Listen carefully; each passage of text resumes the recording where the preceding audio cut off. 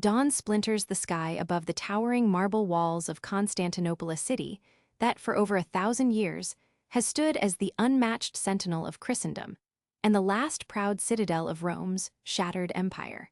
Its formidable Theodosian walls, battered yet unbowed, have repelled wave after wave of invaders, their ramparts guarded by the valiant Tagmata and the fabled Varangian Guard. Now, on the 29th day of May, 1453, the world holds its breath.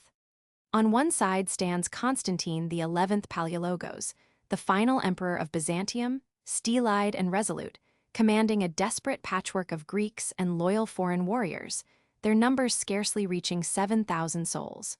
Across the Golden Horn, under a sea of fluttering standards, Sultan Mehmed II maimed the conqueror marshals an Ottoman horde that darkens the horizon, tens of thousands strong, eager for glory and for the prize of an immortal city. Thunder shakes the earth as gigantic bombards. The basilica foremost among them hurl iron and stone, clawing at ancient masonry as Greek fire hisses in reply from Byzantine ramparts. The fate of an empire, the axis of continents and faiths, turns on a single dawn.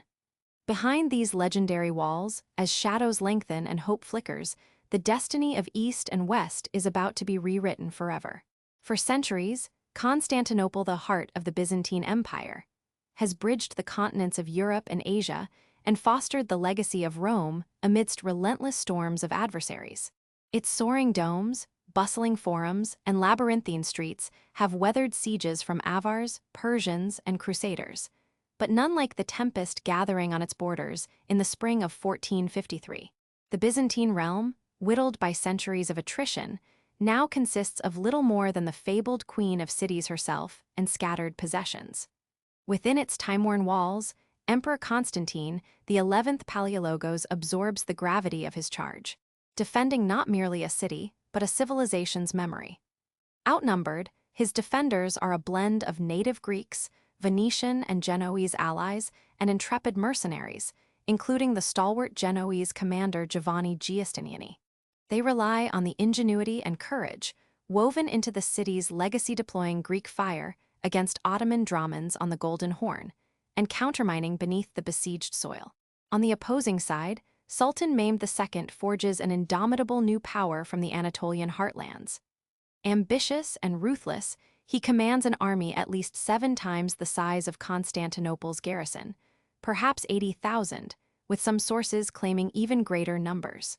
Mehmed brings to bear the ingenuity of the age, vast bombards forged by the engineer Urban, capable of shattering the vaunted Theodosian walls.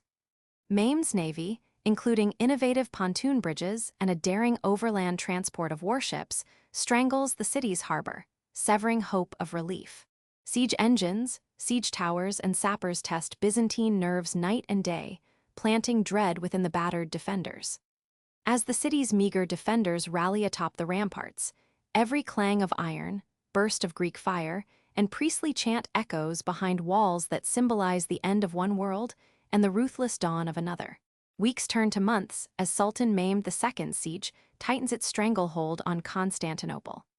Artillery barrages thunder daily, with the mighty basilica cannon hurling stones so titanic they splinter the venerable masonry of the Theodosian walls. Restless nights become a gauntlet for the defenders, as Ottoman sappers burrow beneath the ramparts, only to be met by daring Byzantine counterminers. Greek fire bursts forth from the walls on Byzantine dromans, setting Ottoman vessels alight, while the city's bells summon defenders to desperate sorties along breached battlements. Morale wavers, hunger gnaws through Constantinople's beleaguered populace. The besiegers, unrelenting, draw their siege lines ever tighter, and Mehmed's engineers, battering rams and siege towers test every inch of the ancient fortifications. The defenders, under Constantine XI's leadership, fight with unmatched tenacity, patching cracks, repelling ladders, and hurling back wave after wave. Despite their valor, supplies dwindle and pleas for aid from the west go unanswered. On the waters of the Golden Horn, the Ottomans daringly transport ships overland to outflank the chain-blocked harbor fleet that stuns even hardened defenders. As May deepens, exhaustion and fear permeate the city, while Sultan Mehmed's final ultimatum looms. Both armies, one fighting for glory and empire, the other for survival and honor, brace themselves as the storm that will decide the fate of the Queen of Cities gathers its final, unstoppable force. At approximately 1:30 a.m. on May 29, 1453, the decisive moment of Constantinople's fate arrived at the northwestern sector of the Theodosian walls, near the gate of St. Romanos. Emperor Constantine, the 11th Palaiologos, clad in his armor adorned with imperial regalia, could be seen rallying his exhausted defenders, both Greeks and their Genoese allies under Giovanni Giustiniani Longo. Reports from contemporaneous chroniclers describe Constantine moving along the battlements, sword in hand, urging resolve as he learned that Mehmed II had ordered his elite janissaries to launch a fresh assault after hours of relentless bombardment. The Ottomans, numbering in thousands, pressed forward in dense formations, wielding scimitars and carrying scaling ladders, under cover of artillery and the unceasing drumbeat. Shortly after 2:00 a.m., the attackers discovered that a postern gate, the Kirkeporta, left unguarded in the confusion, stood ajar. Ottoman irregulars poured through, quickly widening the gap. Word of the breach spread rapidly.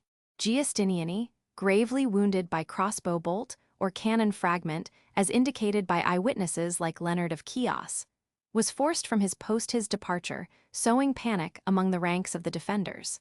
Constantine, refusing to abandon the line, committed himself to hand-to-hand fighting where the breach threatened to engulf the city. Eyewitness Niccolo Barbaro recounts that, amid darkness and chaos, imperial banners fought desperately against the advance of Mehmed II's vanguard, many of whom now surged onto the walls. Constantine XI, recognizing the magnitude of the crisis, is last seen leading a counterattack with the remnants of his household troops. By dawn's first light, with the defenders overwhelmed and Ottoman soldiers overrunning key ramparts, the imperial resistance fractured. The city's fate was sealed. The walls that had stood unconquered for centuries now lay in Ottoman hands. Within hours, Mehmed II entered the city through the gate of St. Romanos, signaling the collapse of Byzantine authority and the triumph of the Ottomans, as the red standard of Islam replaced the double-headed eagle above Hagia Sophia. 404 words. The tactical success of the Ottomans arose from a combination of relentless artillery, disciplined assault formations, and the exploitation of a critical defensive lapse. Mehmed II's troops employed massive siege bombards, especially the basilica, capable of delivering 600-pound stone shots, shattering portions of the once impregnable Theodosian walls. These early cannon, laboriously loaded and fired, served not only to breach the walls physically, but also to sap defender morale. Mehmed's strategy called for wave attacks. Irregular Azaps first, then Anatolian infantry, and finally the elite janissaries, each wave exhausting the defenders further. Scaling ladders, sapping at the foundations, and coordinated naval blockades all forced the Byzantines to disperse their meager resources. Byzantine defense was brave but technologically outpaced. The defenders relied on traditional means Greek fire, countermines, and artillery of smaller scale than the Ottomans, as well as the expertise of Western mercenaries. The use and inadvertent neglect of the Kirkeporta postern gate underlined the growing fatigue and attrition among the defenders. As pressure mounted, breakdowns in communication and mounting casualties weakened command and cohesion. Mehmed's logistical ingenuity, including moving ships overland into the Golden Horn and precise use of siege artillery, proved decisive. The Ottomans capitalized on each flaw in the city's defenses, sealing the fate of an empire centuries in the making. 300 words. With daylight on May 29, Mehmed II's forces swept through Constantinople. Resistance collapsed swiftly after the breach's most organized defense evaporated with Giustiniani's departure and Constantine XI's presumed death in the melee. Emperor Constantine's body was never conclusively identified. Byzantine chroniclers record that he died fighting, though some rumors lingered for years. As the Ottomans consolidated control, mass casualties followed. Thousands of defenders killed on the walls, and civilian deaths mounting in the chaos. Venetian and Genoese survivors fled to their embassies or sought escape by sea, though many were captured or enslaved. Casualty estimates suggest 4,000 to 7,000 killed, while perhaps 30,000 were enslaved or deported. The Ottomans seized immense treasure, religious relics, and the symbolic heart of Eastern Christendom Hagia Sophia, converted into a mosque by Mehmed II's order the same day. Within hours, Mehmed established martial authority, posting guards to end the initial sack and claiming the city as his new imperial capital. The Byzantine Empire ceased to exist. Constantinople fell not as just a city, but as the last outpost of Roman legacy. The conquest sent shockwaves across Europe, prompting pleas for counter-crusades and reshaping diplomatic, religious, and commercial dynamics for generations. The ancient walls, so long considered the world's strongest, had finally succumbed to gunpowder and ambition. 300 words, documents recovered in the 19th century from the Vatican Library, revealed the full testimony of George S. Francis, imperial confidant and chronicler, describing the emotional state among the defenders in the final days before the Ottoman assault. S. Francis wrote on May 26. The emperor entered Hagia Sophia and, with tears on his face, joined clergy and citizens in last prayers for the salvation of our city. He offered pardon and embraced even those he barely knew, mindful that this was likely their last night of life. This private ritual, which directly contradicted earlier Latin accounts claiming panic and discord, remained unknown to most until S. Francis's chronicle was published in Greek in 1870 and translated more widely in the early 20th century. Supply records from the Venetian galley Cantarina, anchored in the Golden Horn, logged on May 15, 1453, show a severe shortage of powder and crossbow bolts among the defenders. The city's arsenal was expected to contain 30,000 bolts and 20 barrels of powder, but the actual inventory as listed was less than 12,000 bolts and 7 barrels of powder, representing a 60% shortfall. Antonio Rizzo, Venetian quartermaster, reported the dwindling supplies to both Emperor Constantine XI and Commander Giustiniani. But with the Ottoman blockade complete, no resupply was possible. This logistical scarcity meant that, in the final week, entire sections of the wall were left thinly manned or forced into hand-to-hand combat, affecting the defenders' ability to repel large-scale attacks directly.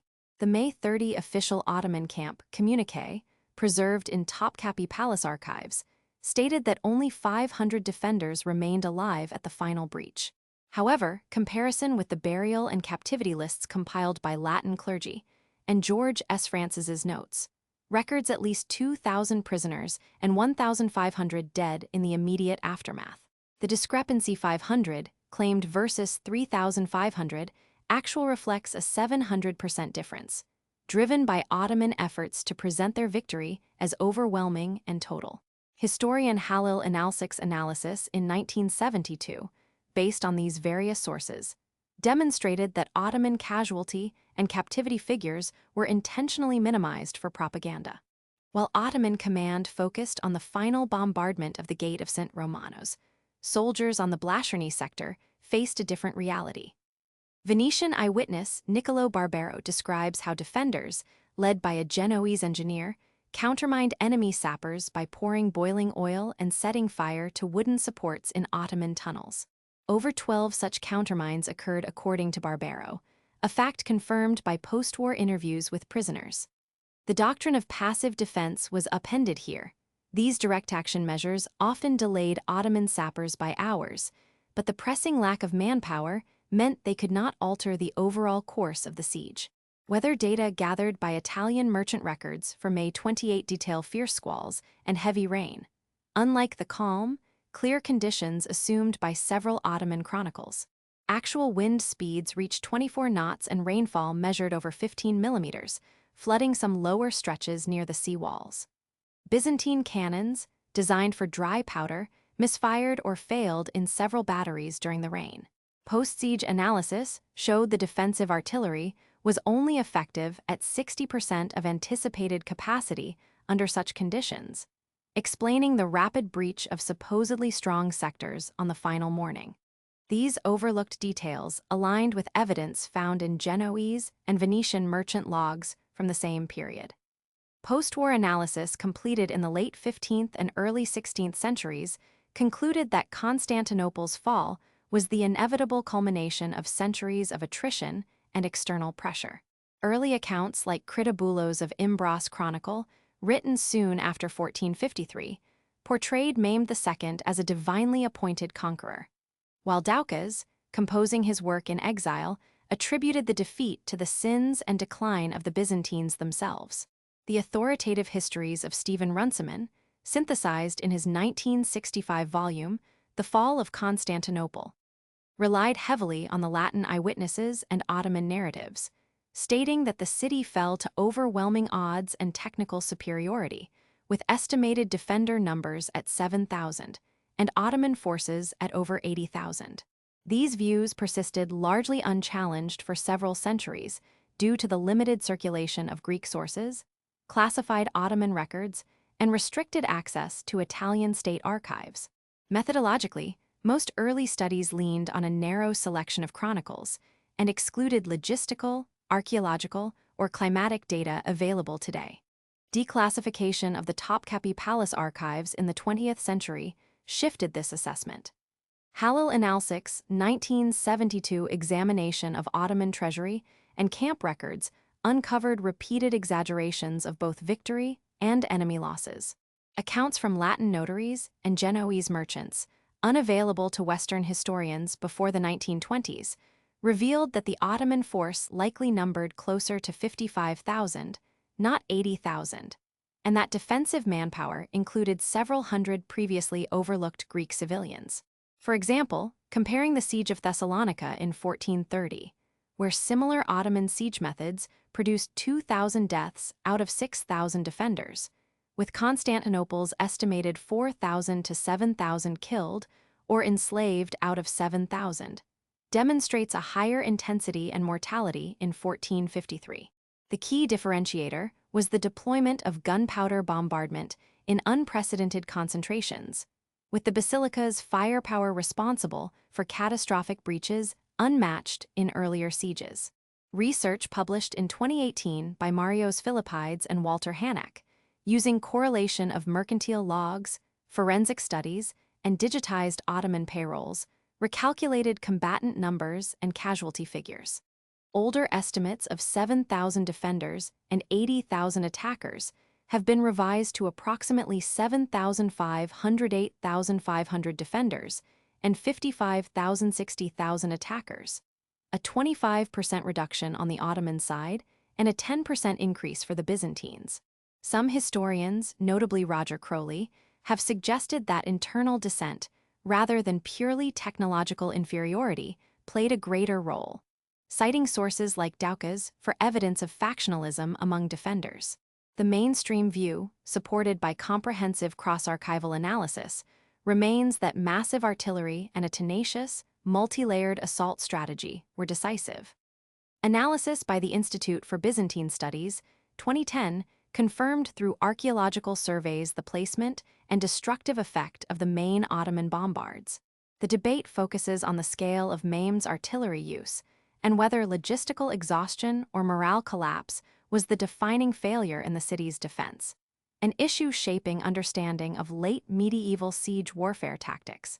George S. Francis, Protovis Shierios, trusted advisor to Constantine XI and aged 58 at the time, was inside the city on May 29, 1453.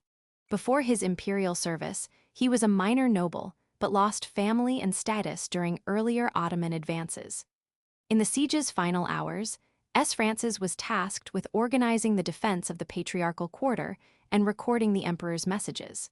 In his memoir, he recalled, "Our labors were in vain, but the emperor would not desert his city, nor would he surrender.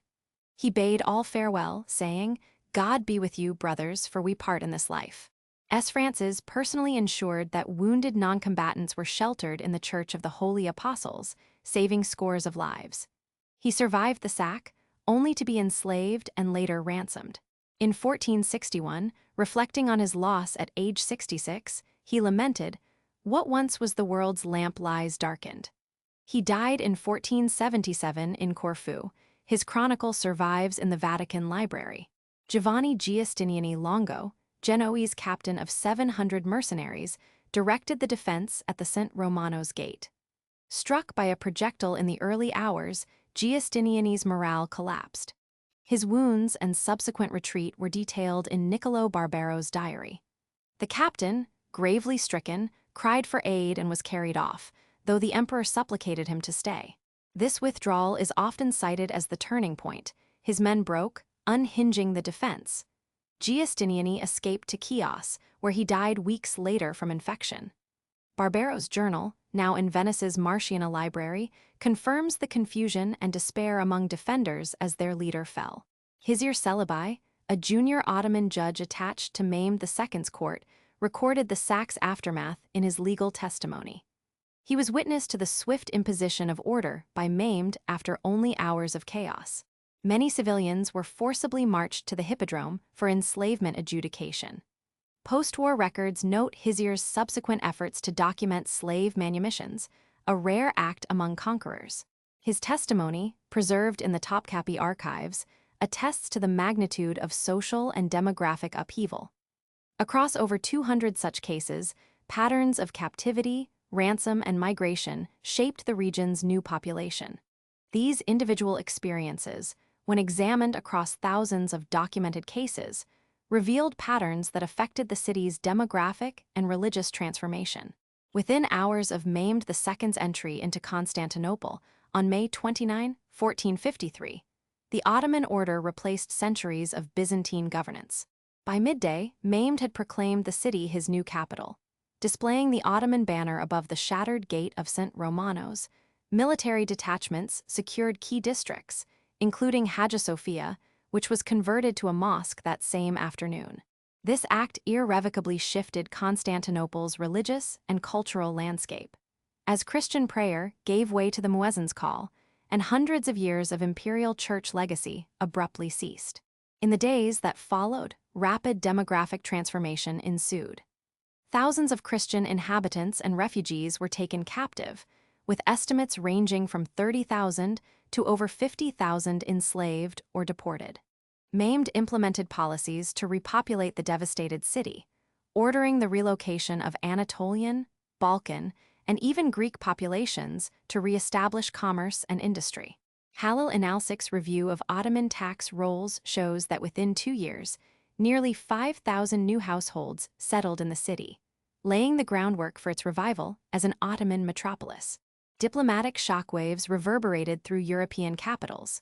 News of Constantinople's fall reached Venice and Rome by July 1453, provoking widespread panic and a surge of calls for crusade. While Pope Nicholas V issued urgent appeals for a Christian coalition, the immediate response faltered. Italian states braced for Ottoman naval advances, while commercial privileges once enjoyed by Genoese and Venetian merchants in the city were abruptly terminated, reshaping Mediterranean trade networks. In the wake of conquest, the Ottoman military established Constantinople, renamed Istanbul, as the imperial pivot between Europe and Asia. The Janissary Corps became the city's new and permanent garrison, their barracks occupying former Byzantine strongholds. The fall disbanded what little remained of Byzantine resistance on the Greek mainland and islands. Mehmed's armies pressed westward, absorbing the Despotate of Mora by 1460 and the Empire of Trebizond by 1461, finalizing Ottoman dominion over the last vestiges of Eastern Roman heritage. These operational shifts informed strategic decisions at the highest levels of the Ottoman state for decades to come. Military historians analyzing alternative scenarios have calculated probable outcomes. If Constantinople had withstood Mehmed II's siege through June 1453, the Ottoman supply lines, already stretched and strained by hostile Balkan states, could have been severed, forcing Mehmed to abandon the siege or negotiate. Stephen Runciman's 1965 study estimated that a surviving Byzantine garrison, supported by Venetian or Papal fleets arriving by midsummer, might have held the city for up to another year. The external relief would have required at least 70 ships and 12,000 soldiers, resources unlikely given Western priorities. Thus, the probability of a true reversal remains debated but not negligible. Casualty projections show that continued resistance would have led to further devastation on both sides. Up to 15,000 additional deaths per Roger Crowley's 2005 calculations. Territorial control of the Bosporus would have remained disputed into 1454, stalling Ottoman expansion into the Balkans and the Aegean. In a broader context, control of Constantinople secured not just a city, but the main entrepot of East-West trade and the symbolic heart of Eastern Christendom. The fall's significance stands in its magnitude and symbolism. Unlike prior sieges, 1453 featured advanced gunpowder artillery, complex logistics, and psychological warfare. Compared to the Ottoman siege of Thessalonica in 1430, where 2,000 out of 6,000 defenders perished, Constantinople's toll was far higher, with up to 7,000 of 8,000 defenders killed or enslaved. The collapse closed the millennium-old gap between Roman and Ottoman succession, shifting the balance of power in Eurasia.